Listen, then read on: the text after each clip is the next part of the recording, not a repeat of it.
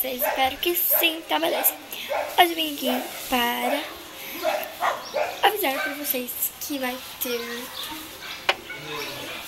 a hashtag Duda Responde 1, que é meu primeiro.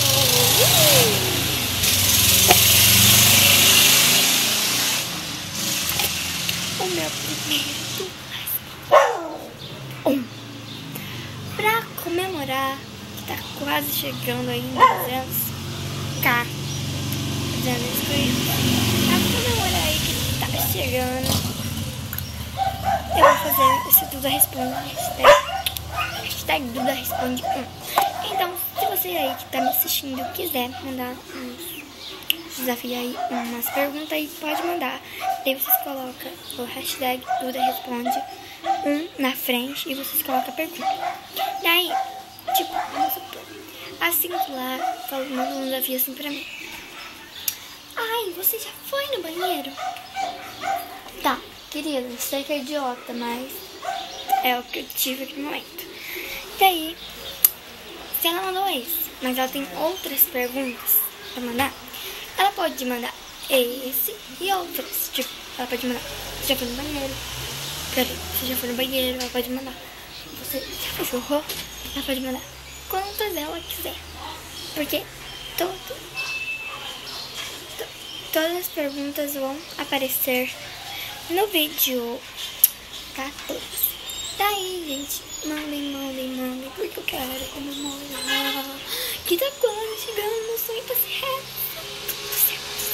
Porque 200. Assim, com mais força, se pegar outras pessoas, umas e outras aí, que compram inscritos. Eu não sou assim. Não compro, não. Eu consigo com meu esforço. Né? Tipo, não vou conseguindo. Eu não vou fazer meus vídeos pra mim mesmo. Tipo, eu vou lá, compro 20 inscritos. Coloco aqui agora. Fico mais de 200, né? E tá. Eu tô fazendo vídeo pra mim mesma, assim, eu nunca vou fazer sucesso, queridinha. Nunca você vai fazer sucesso. Queridinho, nunca vai fazer sucesso. Ah, gente, vocês vão me perguntar. Com certeza que eu sei que vocês são curiosos. Esse batom aqui, lindo, maravilhoso. É esse batom aqui, ó.